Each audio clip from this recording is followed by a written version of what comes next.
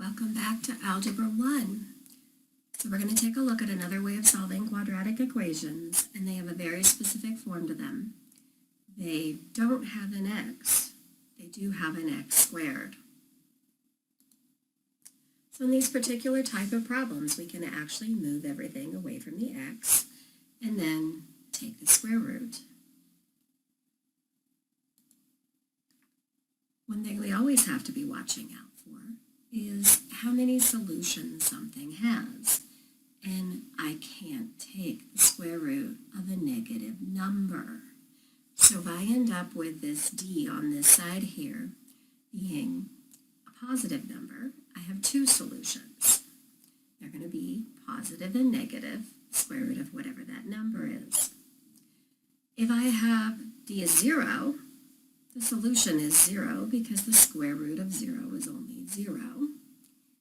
But if I have d as a negative number and I try to take the square root, the calculator will tell you error because there are no real solutions. So please always watch for that. So what I'm going to do is move everything to the other side of the problem. And I'm going to move things away from the x just like I have with Algebra 1 so far. I'm going to add 27. We get 3x squared equals 27. We're going to divide both sides by 3. Now, we kind of have x by itself. But we do have one last step. We have to take the square root of both sides.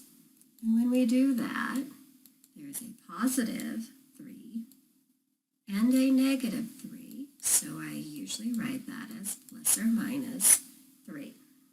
I could also have written it as 3 and negative 3. It's easier, and you're going to see it more often this way. If I add 10 to both sides, I get x squared equals 0. I do have to take the square root, but the square root of 0 is 0. Moving things.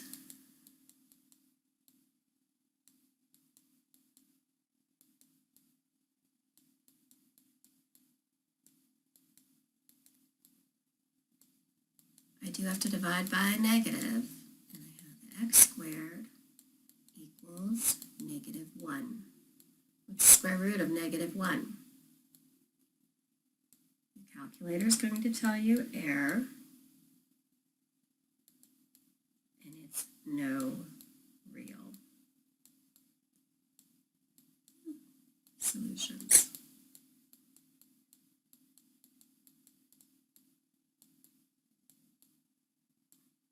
So these are all three of the possibilities that we can have. Don't assume that we have no real solutions until you get the x by itself. Because this is really 25, it's a positive, and I do have square roots of 25. This is going to be positive and negative 5.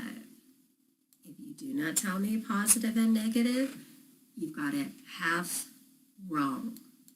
Don't do that for me. So here I have x squared equals negative 2. Can't take the square root of that.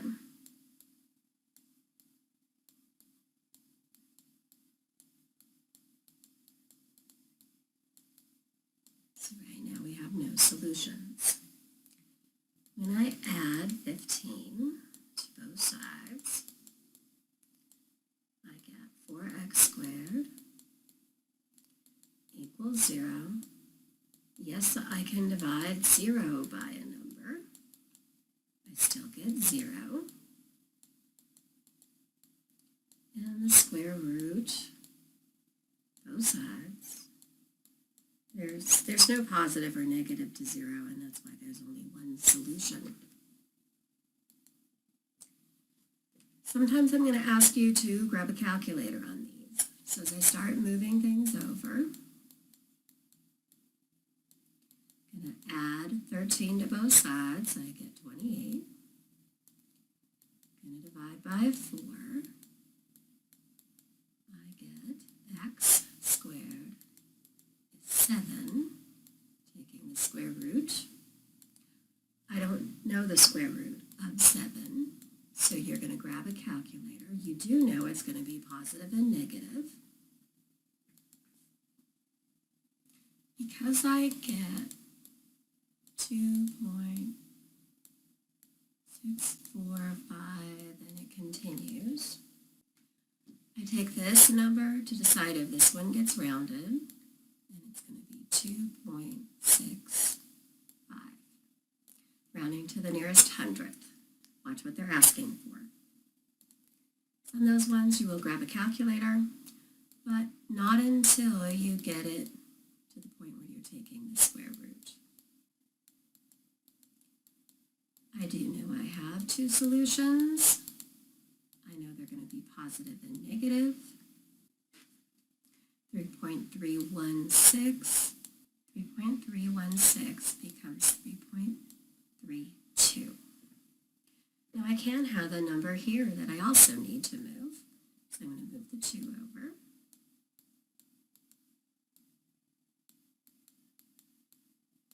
And when I divide by 5, got a fraction. Please get used to dealing with fractions. Right now, some of your upper classmates are struggling horribly because they've avoided fractions. So we're taking the square root of 2 divided by 5, 0.632, becomes 0.63. Moving the 30 to the other side, I get 34.